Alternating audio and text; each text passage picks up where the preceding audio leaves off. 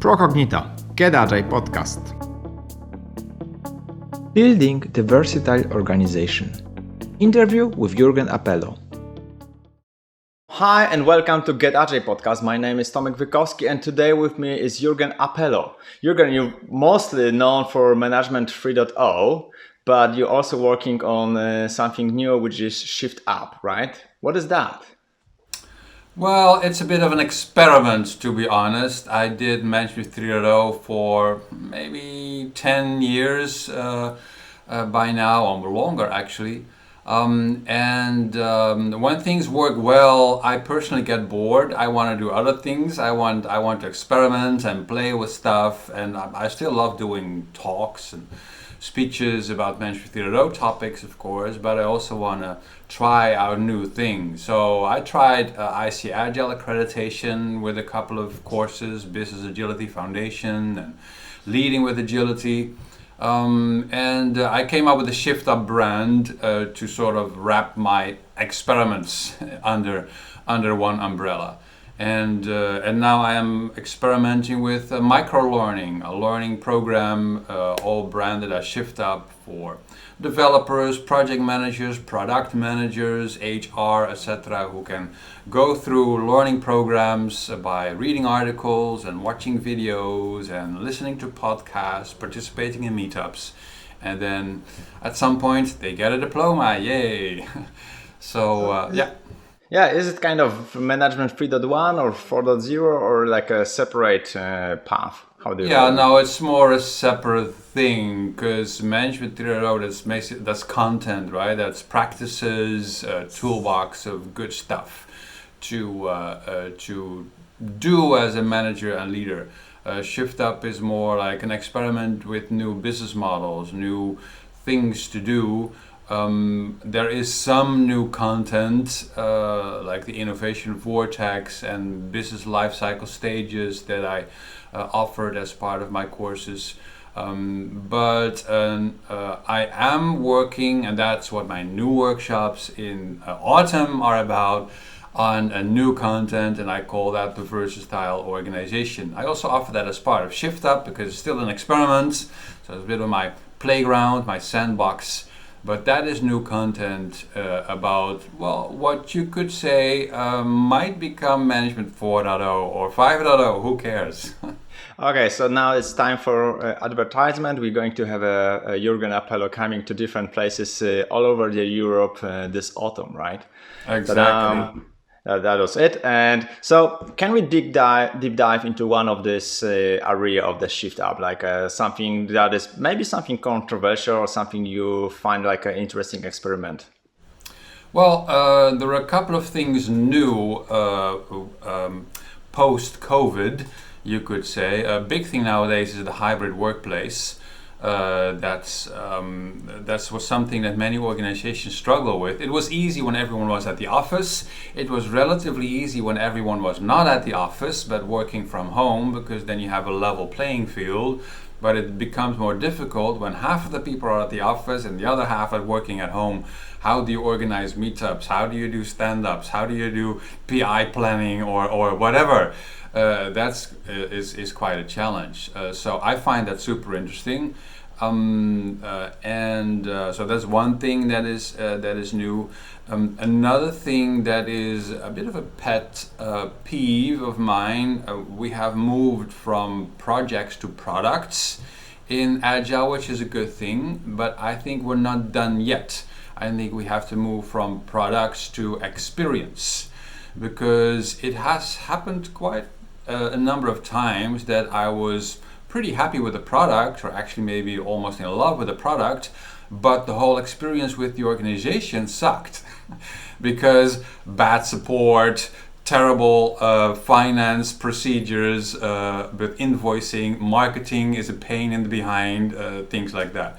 It can also be the other way around, that the product is like mediocre, but I just love the company because the people are great and they have great support and cool marketing, so the whole package is positive. And I think we need to move beyond just the product, because then actually it's still a handover, right? We're still handing over a product to a customer and then expect them to have a great experience, while actually they also have touch points with finance and service and marketing and all those other parts of the organization. And so basically we have to turn the product backlog into an experience backlog, and the product owner should be experience owner, and things like that. So that's a little bit of a pet peeve. I want to dig more into that as well. Yeah, I mean, I feel what you're talking about. I just spent a month trying to get access to my account. So in one company, I'm not gonna mention which one, but still like a month to get access to your history and everything. So that was fun. So which one we should go into? I have a conversation in this podcast about the working remotely. So maybe the experience one you wanna go into, or? Sure, whatever you like. Yeah. I mean, this is something new.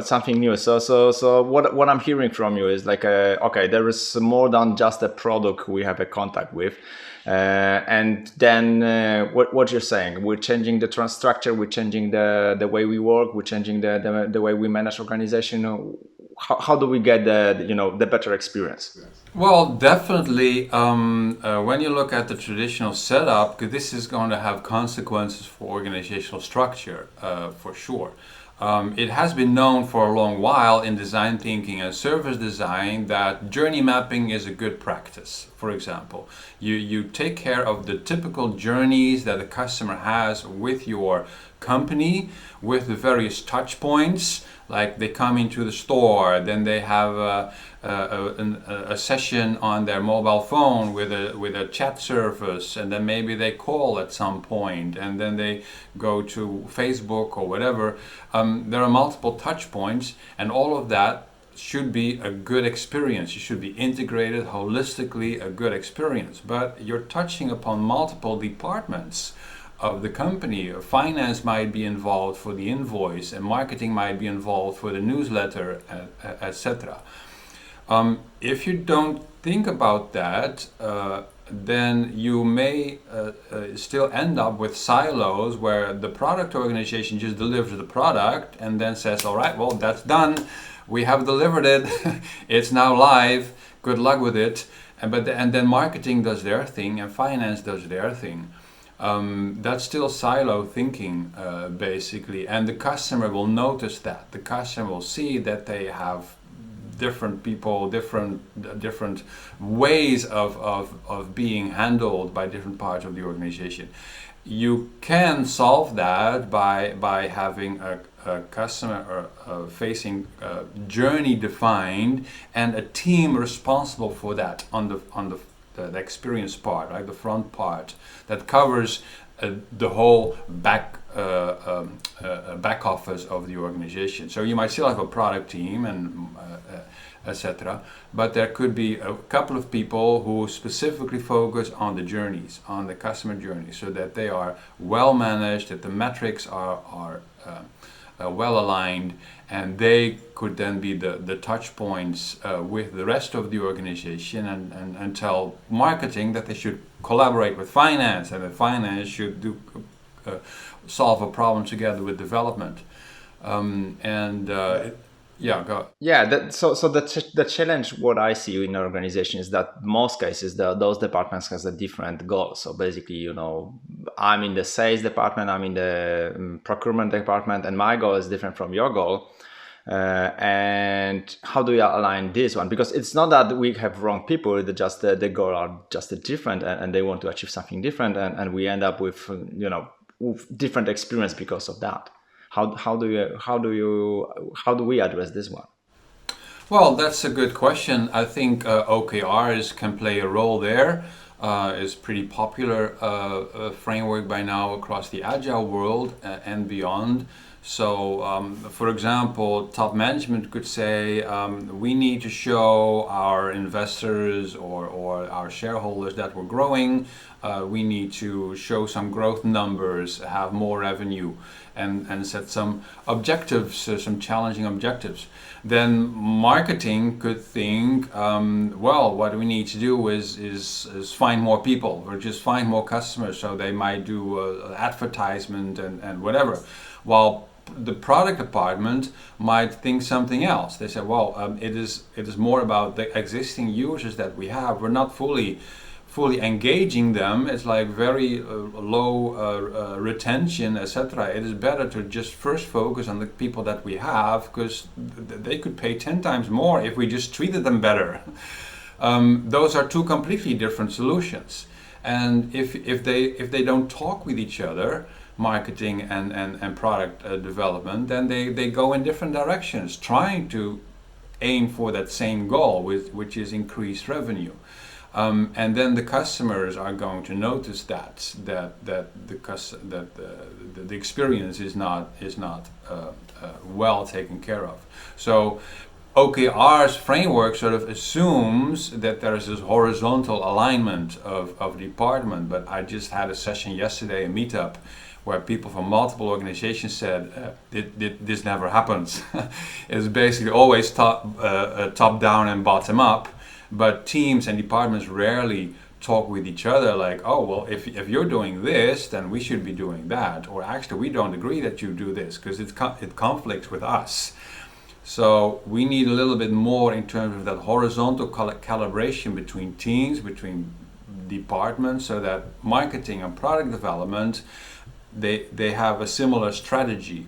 Like, okay, they should agree that let's first focus on optimizing revenue per customer for the customers we already have. Make the experience better before inviting more people onto the platform, because we just have a leaky bucket. Lots of people disappear, so it makes no sense to do a lot of advertising because we lose so many.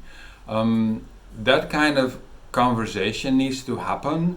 It is sort of implied with service design and design thinking when you have journey maps. Actually, when you do journey mapping, they say you force the organization to have conversations with each other, because you see these gaps in handing over customers. Like I'm sure you know the cases where you're handed over from one department to the other, and you just explained your entire problem to the first person on the phone, and then you're put through to another part and you have to start all over. I hate that, right? Because then the systems are apparently not integrated. Yeah. So you mentioned a few things. One thing you mentioned is like when two departments need to talk to each other, we need to go to the CEO level, basically, right? Because, this is the only place where those two departments meet each other. And this is something I call the CEO-centric organization. Like, you have a star in the middle of the organization. And the second thing, what you're saying is like, one option is changing the structure of the organization. Second option is doing those experience story maps, right? So see how those departments should work with each other. Is it enough, or is it like we do the map, we create a great map, we have a great plan, and we go back to the previous way of working? Because this is what I'm afraid of. Well, I think it's not enough. I think we need to do more. Like, for example, OKRs framework is a good start, but apparently badly implemented in many organizations where there's still silos, as people told me yesterday. So the horizontal calibration is missing, and I think it is not only about the planning part of what are we going to agree on for the next couple of months for each department. It's also the evaluation. Like, okay, did we do a good job? And actually, if we did a good job or not, that should be determined by the other departments.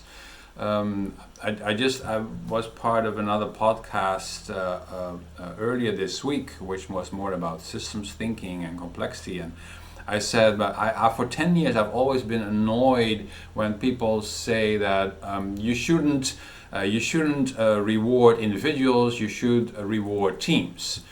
And that's a very naive thing to say, because you're just moving the problem one level up. If you don't want to reward individuals because they might be competing with each other, and you're trying to solve that by rewarding teams, you get the same problem between teams. Then the teams are going to compete with each other.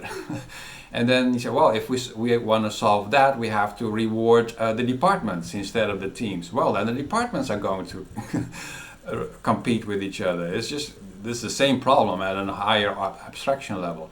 You solve that by, at the individual level, 360-degree evaluations. It's a pretty common approach, right? The individual performance is still rewarded, but as decided by the other parts around a person. And then you can do the same with teams, you can do the same with departments and business units. Like, well, if we want to know what the performance is of this business unit, let's see what the feedback is of the other business units. Have they collaborated? Have they agreed on the journey map? Have they made it happen together instead of just going their own way? That kind of discussion, I think, is often missing also with the implementation of OKRs. So this is kind of like a merit money for the department level? Exactly. Yeah. One of the things we can do after the recording is to put the links to all the items you mentioned into the description of this video, so we can add this there. Okay, so we got those 360-degree feedback from the other departments. We have those story mapping. We have OKRs. Anything else you would recommend for those companies to survive? To create a great experience, I would say. Which is part of surviving. Yeah. Well, to be honest, I'm still in the middle of just understanding the problem space and figuring out what suggestions there are in the literature out there. So I'm doing a lot of reading in preparation for my workshops. I've just almost finished the book Team Topologies, which is a great book, by the way. And they have as one suggestion, one of many suggestions, to have a team that is taking care of the experience, that is like a little small layer or an interface between the customer and the rest of the apartment, just to make sure that experience is well managed. So so I'm still in the middle of research, but I'm sure in a month or two, then I will have a lot more by that time. Something we call a cross-functional team, I guess. Yeah. Well, it's another form of a cross-functional team, another example of it. Yeah. Talking about the teams, one of the things you mentioned in a Shift Up is about moving from the stable teams into the more dynamic corporations. So this is kind of interesting because what we used to say in Agile world is like have a stable collocated physical room team, and you're saying that was great in 2010 or even 2019, but okay, now what? Yeah. No, that's another one that I think it has become more important thanks to COVID-19. It was good advice in 2001 to have stable co-located teams, but we are now 20 years on, and I think the need for reteaming is only increasing. The capability, the competence in an organization to reform teams quite quickly and just have them hit the ground running, as they say in English or American phrase, I don't know. But you don't have time for new teams to go through that whole process of forming, storming, norming, performing. They shouldn't take 2-3 months to do that. Like here in Europe last week, we had this good number of organizations had this big problem of ransomware attack. Then a crisis team has to be set up to handle this, and they don't have 2 months to do the whole forming, storming, norming thing, right? They have to act right there, right then, as a team and get stuff done. And it was the same when COVID-19 hit us early 2020. That was a crisis situation for many companies. We will see this more often, these crises. And it's not only with crises, it's also simply jumping in to catch opportunities that pass by. If you cannot be fast grabbing a new opportunity by putting a new team on it and say, make this happen and claim it so that we benefit from that as an organization, then you're not agile. So I think the suggestion to have long-lasting, stable teams is actually, it's a good suggestion, but if you take it too far, it is actually not agile suggestion. You should be able to reform teams at any moment and then have them operate fast, handle a new opportunity or crisis. And one of the reasons why we ask for the stable team is because the relationship take times to create, right? So you know, it's super easy to exchange the resources in your team, like moving your coffee machine or moving the printer from your room the moment it starts making noises, like you did. But it's super hard to move some people out of the room and start making noises, and you don't like the noises. So the challenge with the stable teams is like the challenge we're trying to address is to learn to work with each other. Now, how do we do this with the quickly created teams? How do we make sure that those people learn to work with each other instead of just, okay, I'm gonna be on the next team in 2 weeks from now, so I don't care, I just need to survive with those people making some bad noises all over the day, during the day, right? Yeah.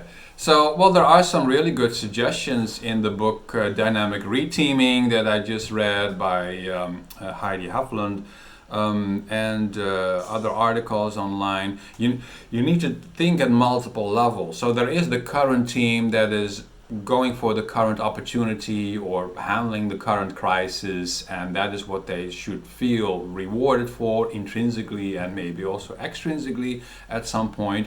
But they should also feel part of a larger group that has a shared culture, shared norms, some shared processes and infrastructure, so that it is very easy for them to just disband, reform as another team and with other people, because you draw from the same pool. You're one bigger group. And in some industries, this is pretty normal. Like I once read an article about the BBC, how they send news crews to London or whatever to do a news item that needs to be ready before 8 o'clock at night. And you pick the people who are available. That's a cameraman and a microphone audio guy and an interviewer, just from whoever is there. And they need to be a team that day, only that day, because they have a deadline, which is 8 o'clock. It needs to be ready. But they draw from a larger pool, and they can make any combination of people because they know exactly what is expected per role, what is our culture, what are the things that we do, what are the things that we don't do. So there's a lot of emphasis on culture building, cohesion among the larger group, not the 3 people. That makes no sense. So in software organizations, you will have to do the same thing. You need to think, okay, what things do we do per team because they have a current assignment, a current objective, and what are the other things that are longer term that we need to do with a bigger group, so that it is easier, more comfortable for people to simply switch or move onward. Because some people just like to work on another team every year or so for their experience and their individual growth. That's also something to be taken into account. Yeah, sounds interesting. So Richard Sheridan, 10 years ago, he wrote a book, Joy Inc., describing his company, Melo Innovation, and basically what he's describing there is like having to pair program for a week, then you switch the pair and work on something completely different. There's a lot of dynamic, but the side effect is that all the people in the organization has some basic knowledge about every single project or every single product they're working on, right? So it's kind of opposite to what we used to say, but it's like again, good experiment to run, right? Yeah, exactly. And that's why I also love reading all these books and all the advice from different experts, because on the one hand, there's the Team Topologies book that says, for example, it's no problem for teams to have their own tools, their own infrastructure, their own rules, etc., because every team should be responsible for their own code. There should be code ownership per team, which makes a lot of sense. But that makes reteaming harder. And if you want to have it easier for people to reform as different teams, it takes time when every team has a different way of keeping track of user stories and tickets and source code and whatnot. You may want to agree on some standards across a larger number of teams so that the reteaming is easier, and you will be more flexible as an organization. And so that advice is in the other book, Dynamic Reteaming. Okay, well, how do these compare with each other? So fascinating. That may be the reason why Google is holding the whole code base in one source repository, right? So you can easily switch the team. Okay, yeah. So to close our conversation, one more advice or one more experiment you would recommend for the teams, companies, or whatever from your new experience, new books. Gosh, one more experiment to run. I have no idea, Tomek. I'm still preparing all that stuff for autumn. Any specific area where you want me to offer? I was hoping for some surprise, but we can go into that direction of those teams, or we can go into direction of those OKRs if you had a conversation about those. I think something we haven't covered yet, and of course we will talk about that more in a couple of months, is the gamification part, which is also something that I very much enjoy. Gamification, habit forming, because if you look at all the frameworks and methods in the Agile world, they're all about roles and processes, etc. But that's not how the human brain works. The human brain works with habits. Things that you do like every day, every week. I went out running this morning again, as I do every day, because it's a habit. And it's there because I gamified it for myself. I set targets, I want to grow, I have a long-term purpose, which is I don't want to be behind a walker when I am 80 years old. I still want to be healthy and fit.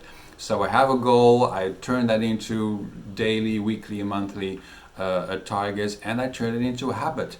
It's not a process description that I have anywhere in a PDF document or a PowerPoint slide or something. And that my advice for teams, and I want to talk about that more in the future, is just focus on habit forming and gamification, because that's how the human brain works. Ignore processes.